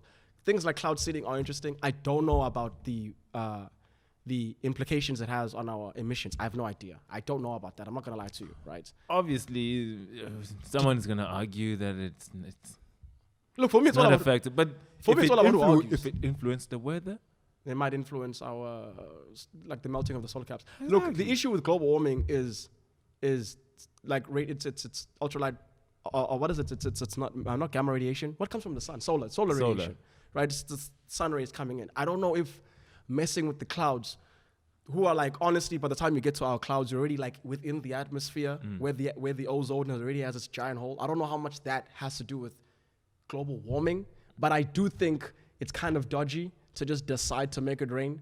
yeah. And so I get if someone's like, I don't like that. I'd also be like, yeah, I get it. I get wanting to be like, hey, are we sure this is safe? It's not. Did you ever think Bill Gates wanted to do with the chalk? No. He was going to start a project, I think it might have been at Oxford or Cambridge, where he was going to go to Sweden, fly to the air, and release dust particles into the sky that would like dampen the solar radiation that would come into the Earth's atmosphere, cooling the planet. He wanted to start getting into the idea of like man-made global cooling as opposed to global warming Yeah. by putting chalk, like basically putting dust particles in the sky that would catch the solar radiation. And everyone was like, no, don't mess with the planet. What are you doing? And then they pulled it back, and then they were like, maybe not, maybe not. See, it's such things that like, with us as human beings, like we do so many crazy things that we get ourselves in a pickle. Yeah, we do. Like everything we do. John Stewart said this thing of the world isn't going to end because of racism or sexism or too many murders or too many what. It's going to end when a guy in a lab goes, it worked.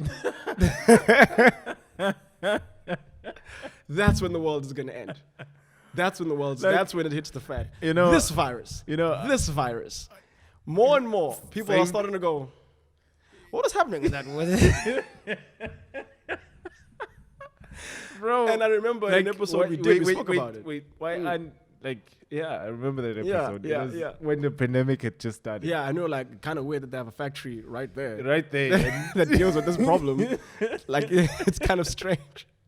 Remember when recently, this year, the lab leak got confirmed. Yeah, there's certain I things didn't about see any of the news publication running with that story here. because they have their foot in their mouth. Like, they didn't confirm the entire lab leak. They confirmed that certain things within the lab, it's not safe. And Like, Fauci, it's mad and unsafe Fauci admitting to lying. He lied from the get when he said the whole thing COVID. Don't buy that COVID-19 mask with the double layering. Yeah, the because N95. he So wanted to keep the access to the medical professionals who would get it. So he was trying to fix a problem by lying to us. So I knew Fauci isn't above lying. It's just why he thinks lying is a good idea. if you can rationalize it, Fauci is if disagreeing with science. nah. if another guy who was doing Fauci's exact job, Okay. cut. Yeah. Nah, what's it? Likhona lapha? Yeah, velulubuyise ngapha. Is this one good? Oh. Yeah. Oh. If a guy who's like Fauci, for example, who had Fauci's previous job comes out and says Fauci's full of crap, I'm listening to that guy because he was in the same position that you're in. Yeah. Fauci's in his position because he's good at what he does, and he is a person that you can trust, but that is the only person you're going to trust. No, you go with the scientific consensus. And unfortunately, it was hijacked. The whole conversation was hijacked by Trump's stupidity. Like, Trump is such an idiot that scientists are willing to let people just bite the bullet, then let this idiot, keep murmuring on about what he's talking about. But, like, even this virus, like, there are high suspicions that comes from a lab leak. Yeah. They leaked this thing. And it came from the not only perfect not just lab, not just anything. They were actually looking at Double blind testing. exactly. Double blind testing is no one knows this. I don't know. I'm talking to an audience. Forgot. This whole thing of double blind testing is, what if this virus gets really, really strong? How do we stop it then? Let's make it strong and stop it. And and how fast can it move? Yeah, from one mutate. person to It's almost like creating the biggest forest fire to get good at stopping forest fires. It's called gain of function. Gain of function retest. Yeah, research. sorry, I got it wrong. Double blind testing is how you find out about a scientific ideology. Gain of function research is, Yeah. that's what they're doing. Gain of function research. But yeah, they gain of function. He said, and then he tried to do this thing where he was like, it isn't gain of function research. And he tried to play like a game of semantics.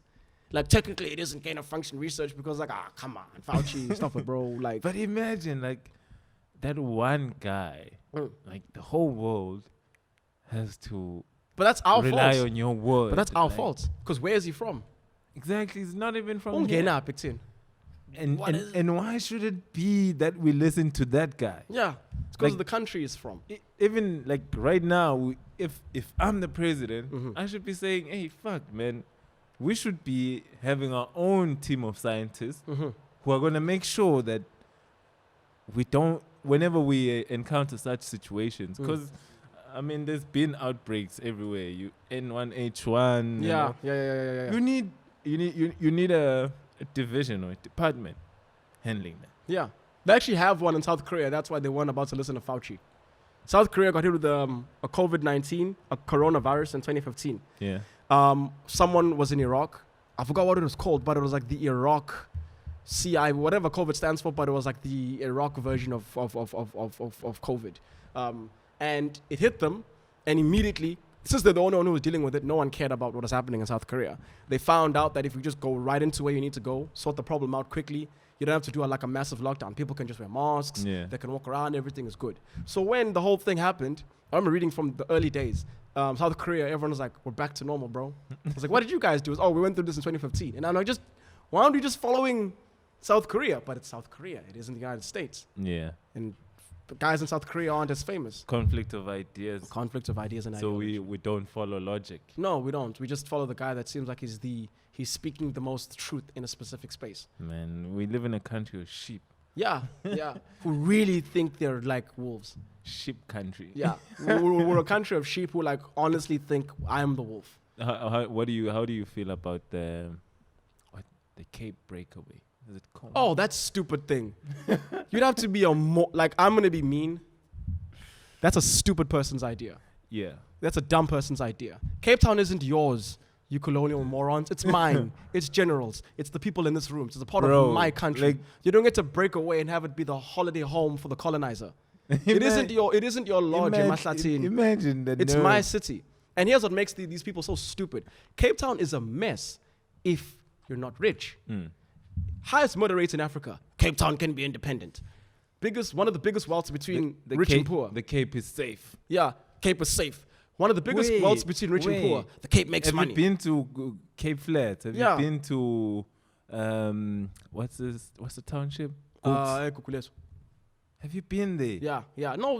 Of course they wouldn't go there because that's not a space for them.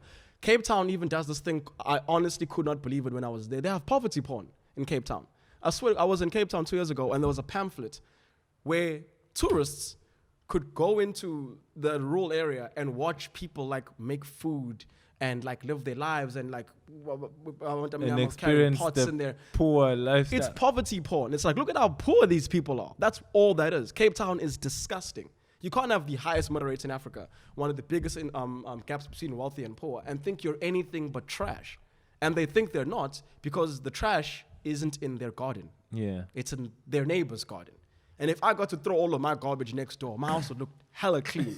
But it doesn't mean that my neighborhood is clean. Yeah. And Cape Townians those who believe in this aren't smart enough or really, honestly, aren't thinking nearly as much as they should to go, no, but Cape Town kind of sucks, guys. It's just nice for me. You do hear some clever blacks saying, oh, you must move to Cape Town.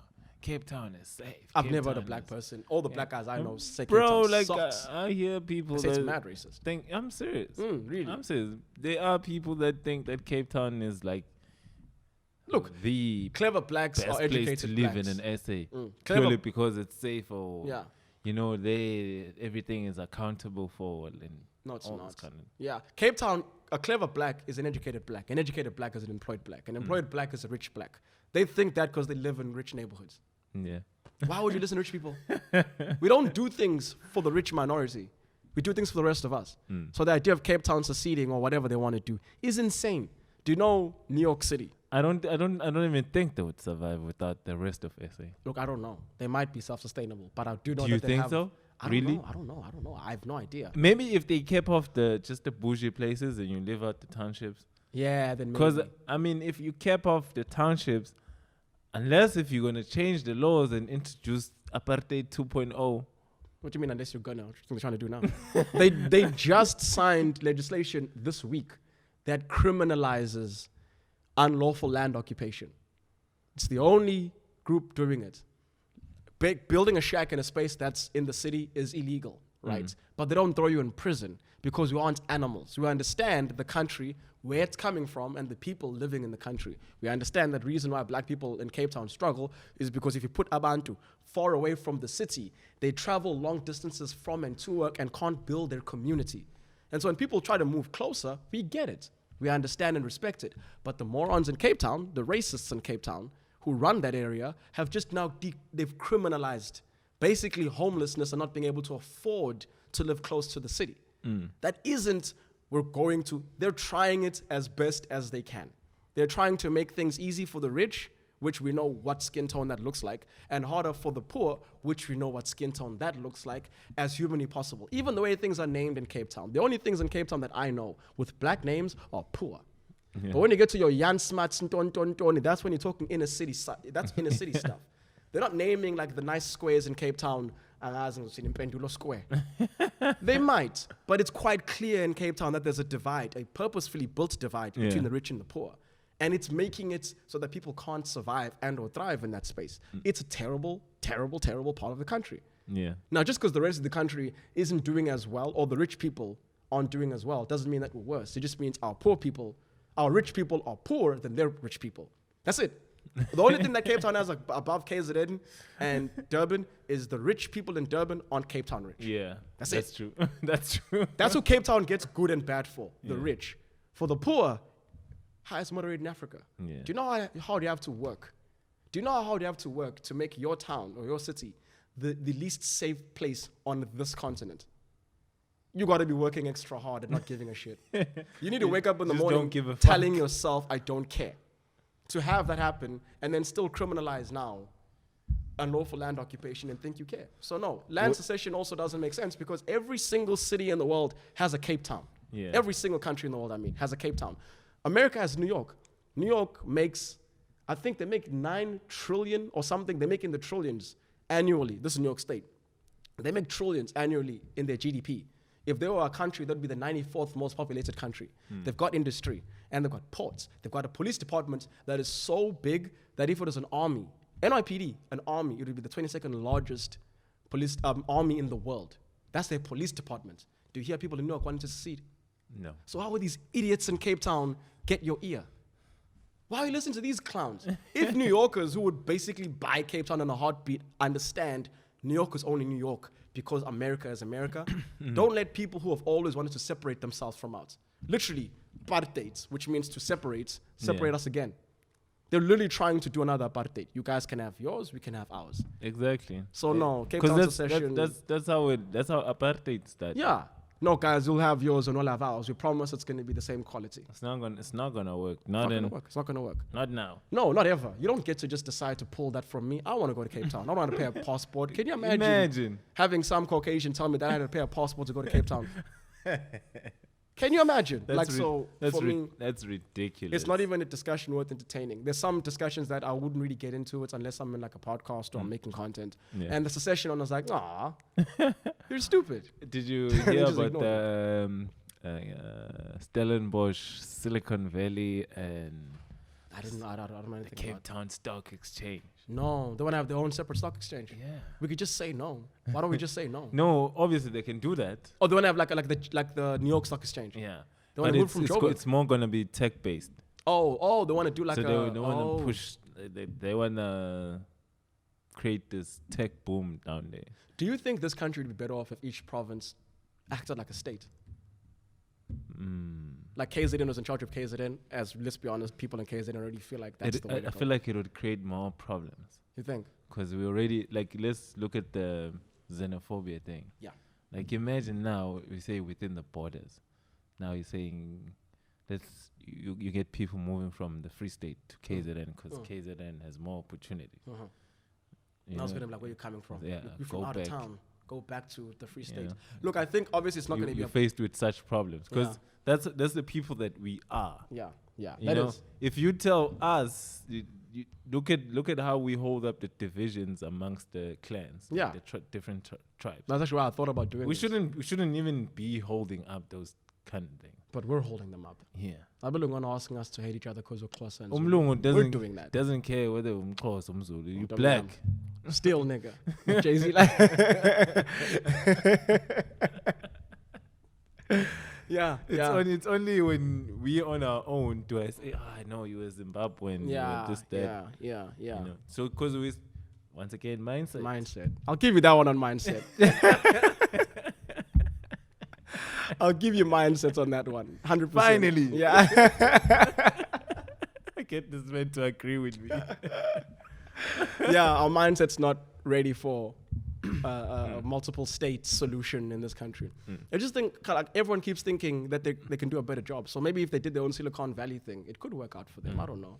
But don't you think that's the right way to go? Because tech doesn't really require qualification at this moment. Yeah, I mean, the guy who made Facebook didn't even finish college. Exactly. I don't think any tech needs qualification. And the guy that made Microsoft when it comes to tech, it's just about ingenuity. Yeah, if you have an idea and you know how to program it, we will pay you money for it. Yeah. I don't know. I think there's a guy that I watched. I was at Shark Tank. What is this thing called? There's a Lions. What's the one? It's called Lions Den, right? It's in our country. Which one? You know those shows where you have to like pitch a company. Oh yeah, it's Lions Den. It's Lions Den. Yeah. It's called Lions Den because we're in Africa. Wow. Anyway, Lions Den. Some guy came and started tech, and one of the guys was like, starting tech companies in this country, it's very difficult. And for me, have fun with your Silicon Valley. Lower the data prices first.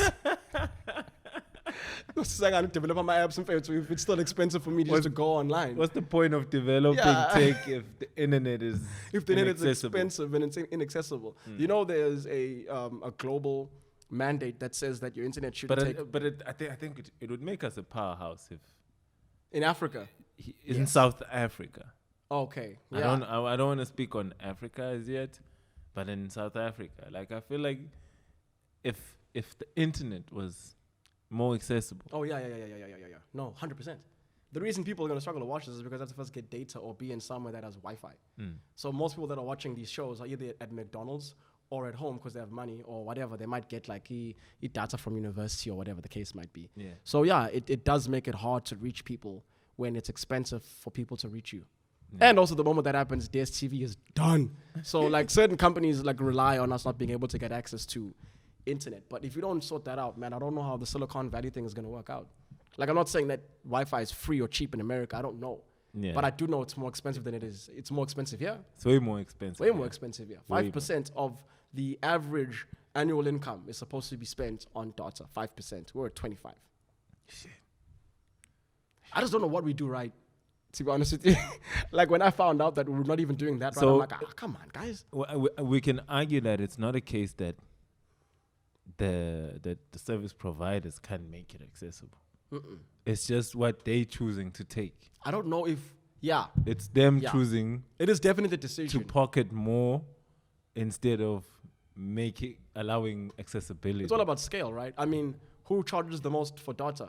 I don't know if it is now, but it used to be Vodacom. Yeah. I don't know if they are still number one. They might be. They might are have dropped still it. between them and MTN. Yeah, MTN is, from what I remember, was lower than Vodacom for quite some time. And MTN would even do this whole share server thing where if you have Telcom, you could even use MTN. But that's because they were in more places. You get MTN in Saudi Arabia, you get it in Nigeria. Vodacom, for the most part, you just realize. And they needed to like make it profitable for them to have that many cell phone towers and whatever. So it gets very expensive to do this thing. And also, South Africans are willing to pay. South Africa's biggest problem is we're willing to pay. Like in this country, cars are more expensive here than I think anywhere else. Like there's a 40% tax on vehicles when they just come here. Just the import tax to bring just to build cars here. Yeah. They're already more expensive because of all the tax that you have to pay. And then they're gonna obviously bump up the price so that it's profitable. You're paying way more money in this country than anywhere else in the world in most cases to get a car. For a car. But if you look outside, all you're seeing is like Range Rover, BMW, Lamborghini, Porsche, and it's like, God, are we rich? I thought we were poor. We're poor, but we're willing to spend. So like we're willing to put money. I think the reason why You're absolutely right, because I think you'd find people who are earning a salary, they would be spending more than 30% on Just a their car. car. yeah, just Like the they're car. willing to spend like Again, with this Belgian family, the guy, their cousin came to me and he was like, I've never seen a country with better cars than South Africa. So what do you mean? It's like in Belgium, everyone's driving like I-20s and they're driving like these small cars because they want to get from and to somewhere. I mean, even the politicians in the States get like these black SUVs. Like they just get a contract with like JMC and our politicians are driving through the road in like an MC and like an X5. Like I know the X5 is more M7. M7 X5s. You see, and then just when the new Mercedes truck came out, like the SUV, I mean the Bucky, you'd see it all over the place. Yeah, You'd see it at like conferences, everywhere. politicians are driving, and it's like, bro, people in the States haven't even started buying this car, and already we're buying it like crazy. South Africans are consumers. We know how to consume. So I think that's why data prices are so high, is because they know we're going to buy anyway. But that keeps those who can't afford from accessing. Yeah, and it getting into it. limits access. So See, do I'm your Silicon giving you Valley. access. Yeah, access. Yeah, I got access that time. This episode's been an issue of just access versus mindset. It's just been a clash. Mpendulo, bro. Oh, man. Thanks for coming through. No, man, anytime. One thing I want us to chat about as well, just let the people know, is that should I say we bring back? We are. Okay, you tell them. What are we doing? We're bringing back the checkup. We want to bring it back, and obviously because I'm not here anymore, because there are better economic opportunities elsewhere. For now, at least, we're going to do it via Zoom, and we're going to try to just use that platform at its best capacity, because there are many things that can be done using that platform, not just to have meetings that you don't want to attend. So we're going to be using that to have conversations with people that otherwise wouldn't even be able to come on the show. I can get guests from Joburg, from all over the place, and we can interview people. And yeah, I'm actually excited to have fun with it and see how far we can go. And editing is not going to be that big of an issue because who edits a Zoom meeting? So yeah, we're bringing it back, and I'm looking forward to it. And yeah, that's what we wanted to announce, is we're doing that again. Absolutely. Finally, yeah. So look out for that. It's coming back soon. I'll update you here on this channel once we get that ball rolling. Yeah. Otherwise, thanks for coming through, bro. Thank you for having me. It's a man. pleasure I really like to have you. It's fun. Like I feel like, you see, it's cut to say it's 1 hour 44. Oh, 45, becoming the actually. Joe Rogan experience. Yeah, Yeah. you're getting there. No, but man, thank you for having me. Soon we're gonna. In fact, I feel like I should have you more often. Yeah. I'd love to be. If I could make it here and I'm around Durban, I'll let you know. Yeah. I think the reason is an hour 40 minutes is because I haven't been here in so long. There's a lot to talk about. Yeah, exactly. Yeah. In fact, there was a lot to talk about. Yeah. Otherwise, thank you for tuning in. Thank you to all the returning subscribers. Siyabonga. If it's your first time here, do the right thing. Hit the subscribe button. And also do comment. Tell us what you think about the conversations. I can't promise that I'm going to participate, but I will read. Not that if it's negative, I don't care. Yeah, talking to the air. Just no, I'm not gonna care. I'm not gonna care. Yeah. It's like shitting in the toilet. Yeah, just to be It's flush. just gonna It's just to be It's flushed. gonna sink to the bottom, and I'm just gonna flush. Exactly. In that instance, your words just become noise, like Exa- noise distortion. Yeah. Yeah, yeah. At the end of the day, the water's gonna stay clean. I like that. I like that. Write that down. Thank you to Wandile for holding us down behind Thanks, the man. camera. We're so sorry. Once This is again, so long. all the time. So long. Yeah. Peace, man. Sure.